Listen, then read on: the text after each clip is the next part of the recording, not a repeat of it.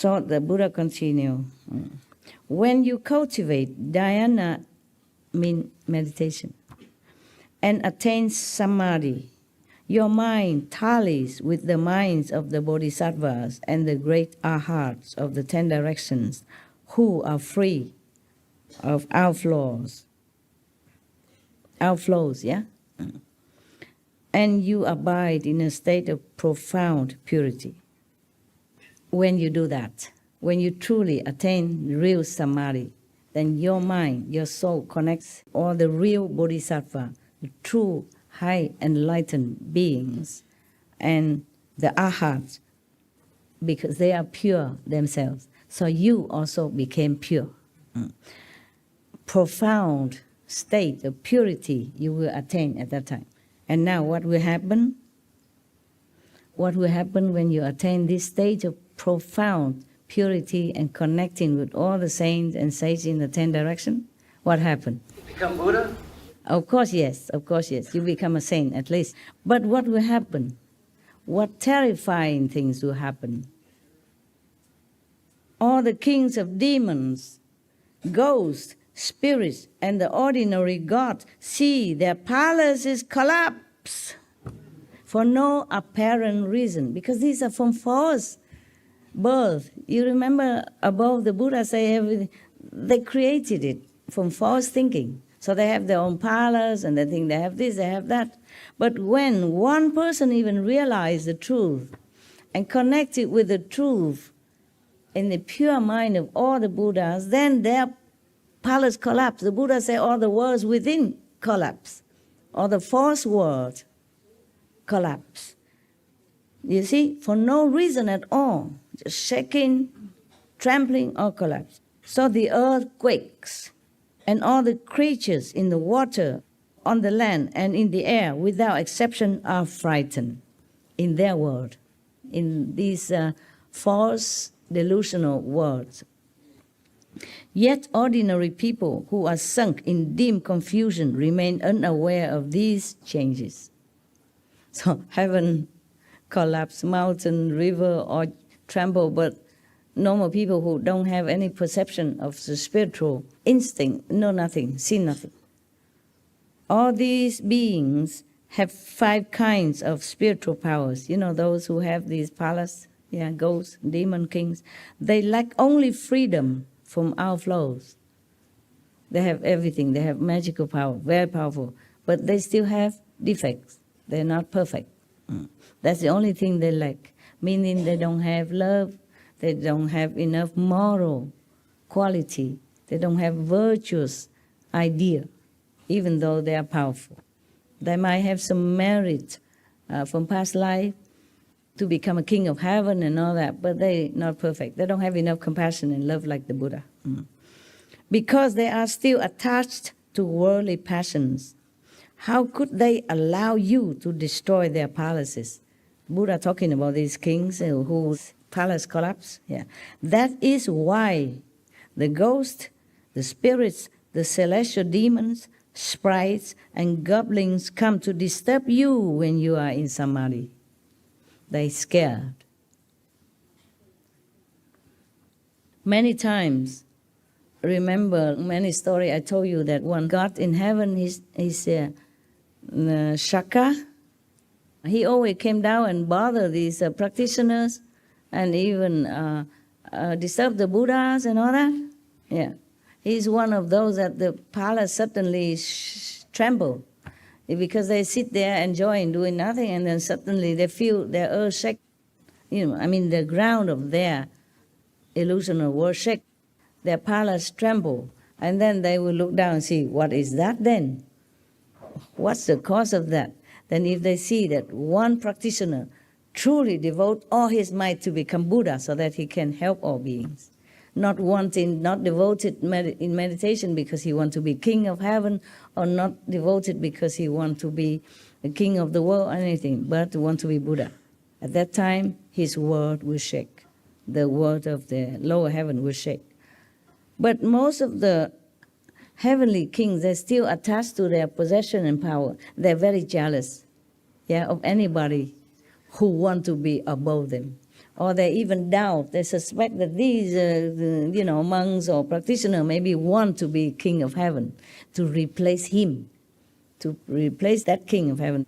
And their retinues also. Therefore, they want to destroy you, disturb you, tempt you, distract you, leading you astray.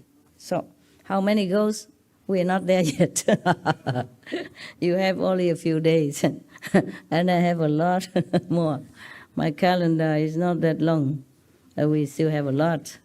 Yeah, because even just a few precepts is take a long time. But what for you are here, right? You're supposed to meditate all night anyway, and you already sleep enough all day. Yes. So at night, yeah, I keep you awake, at least to make up for the time lost.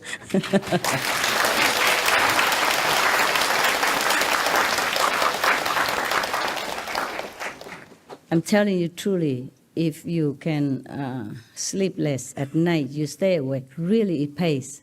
It happened to me. I told you from my personal experience. When I was the beginning of my even journey, yeah, I stay awake at night, and it really helps. You really know so many things that you never knew before. You really awaken to some truth that you never thought it would happen. Really.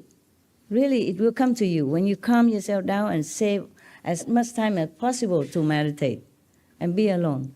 Really, you will realize many things. Because enlightenment is not just here, but it keeps growing in different way, different direction. And realization has so many aspects. Yeah. And we will answer so many of your questions. You don't even have to ask me anything.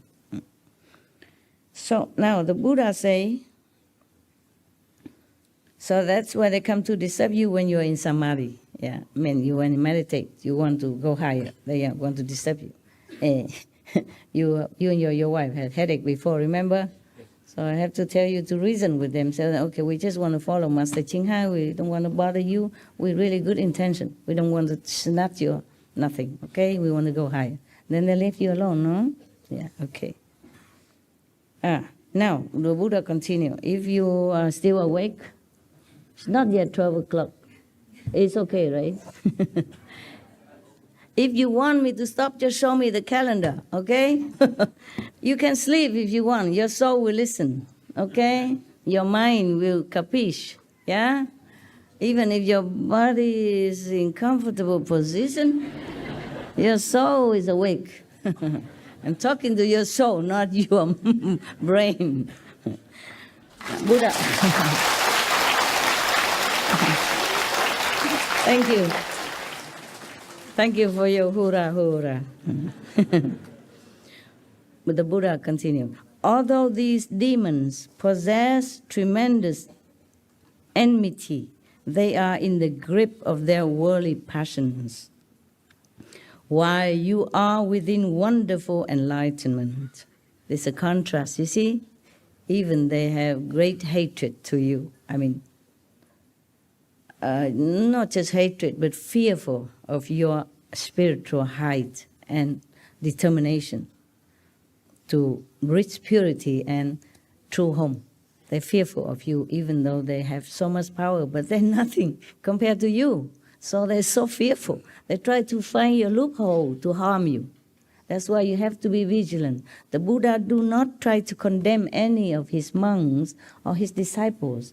He just knows that these ghosts, demons, they're envious and fearful of you. So he just wants them to take care. Okay? Yes. If you always believe in the Buddha or always remember, practice, then it should be okay. But as a human, forgetful sometimes, being disturbed by worldly interference, by business, children, wife, husband, kids, parents, friends, job, how can you always remember to protect yourself or even your master, okay? So when you meditate, that's when you remember the most, perhaps, and you're getting higher. So that's when their palace shaking, and they begin to tremble, and then they fear you. Then they want to come down and disturb you. If you work in a normal daily life, they don't really care so much. But when you meditate, all kind of thought, all kind of desire, all kind of thinking that you should not have coming, all the 10 directions. They even appear themselves personally to bother you, or they tell you things, or they use animals to disturb you. Yeah? All kind of tricks they do. But then you will overcome it. Just continue meditate. Recite the 5 names, pray for help, and continue. Don't give up. They will give up. They will have to give up.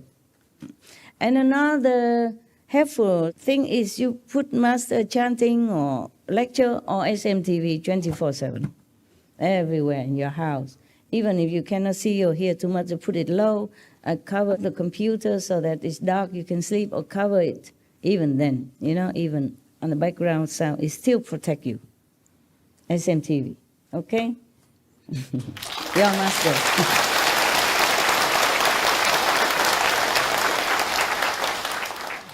Even the demons are so fearful of SMTV. How you know? Why are you laughing? You know it? Yeah. Because even one time they tried to cheat me, the Maya. I have the SMTV on, very low volume, and I was in retreat the first day with still many of the business and disturbing things still carrying inside retreat the first few hours. Suddenly they make the SMTV so blow out of proportion voice, so scary, suddenly, whoa, a lot of very loud.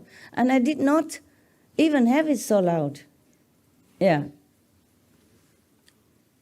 So then heaven told me, they just try to disturb you. They just want to tell you to turn off the SMTV because you, me, and the SMTV are forming a protective rings, around yourself and other people. They try to make the television voice blow out of proportion. Whew. And then they know I love animals. So they used one of birds outside while I was meditating. But that was the first maybe hours, and they, not afterward. I continued and they shut up. Yeah, they shut up. But they still have to want to trouble me.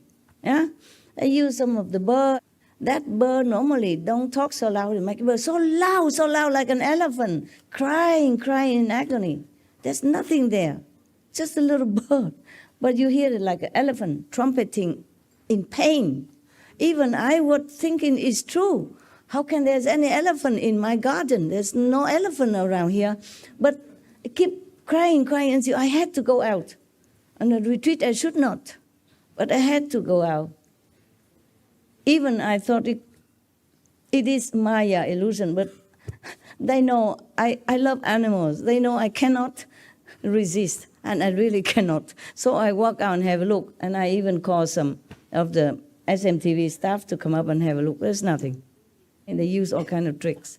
And later, I don't hear no more, whatever. I keep the TV on, whatever they do. Sometimes they destroy my machines all over the house, like 6 aircon destroyed at the same time, many machines at the same time, cars, a gate broken, everything at all the same time. Every time I go on retreat, they do that.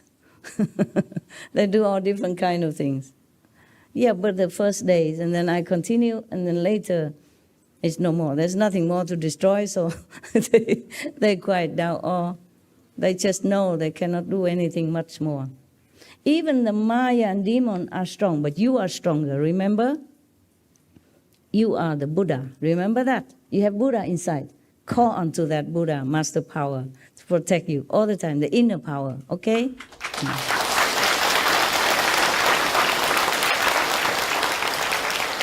Because you have the same power as the Buddha. If you think of the Buddha, you connect it with the Buddha. Even if you're not strong enough to protect yourself, the Buddhas protect you. The saints, all the saints in all directions. Just like a prince, yeah, he will be a king, but he's still an infant, and he's vulnerable. But his parents are king. They protect him if he call. If they're near the parents, the kings, they protect him. Of course, even though he's just a small little king. Same thing. Maybe you're a small Buddha because you don't realize you are a prince yet. You don't realize you will inherit the kingdom and become a king powerful. But you have parents, are kings, okay? Don't forget your parents.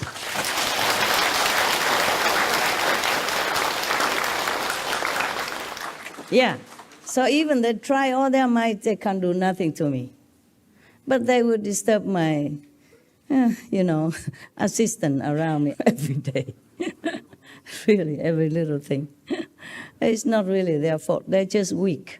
Okay, just weak. And then the Maya attack them so that they can attack me. Yeah, it's like that. And I know all that. But still, it's not like I'm so happy about it.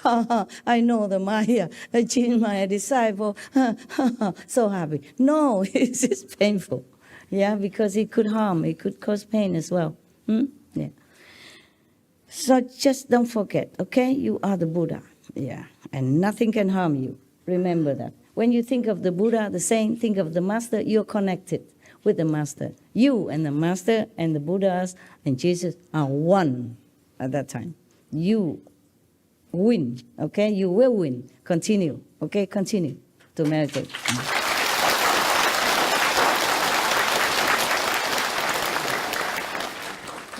You understood, huh? Thank God. Okay. The Buddha doesn't say all this in here. Whenever the Buddha say, I will say Buddha say. But I have to explain to you. You know my calendar talent, right? Okay. So the Buddha continue, huh? Although these demons possess tremendous enmity, they are in the grip of their worldly passion. While you are within wonderful enlightenment. It's a contrast to them. By the way, every word has power. You know that, right? Yes. By the experiments of these wonderful Japanese wise men, yeah? Or even by the Qigong Madame show on our TV. Even you say no problem, it still weaken your resistance. Don't say any word that is not powerful for you. You're a practitioner. What is it, love? You want to say something? Is it okay to say Ching, Khai, Tim Ko Tu? Oh, can do, yeah. Because I use a mantra of Ching, Hai, Tim Ko Tu, I love you. That's what's been going through my mind all day. Now you recite the 5 names, okay? You call whatever name you feel more powerful to you, all right? You must connect with your Buddha nature self.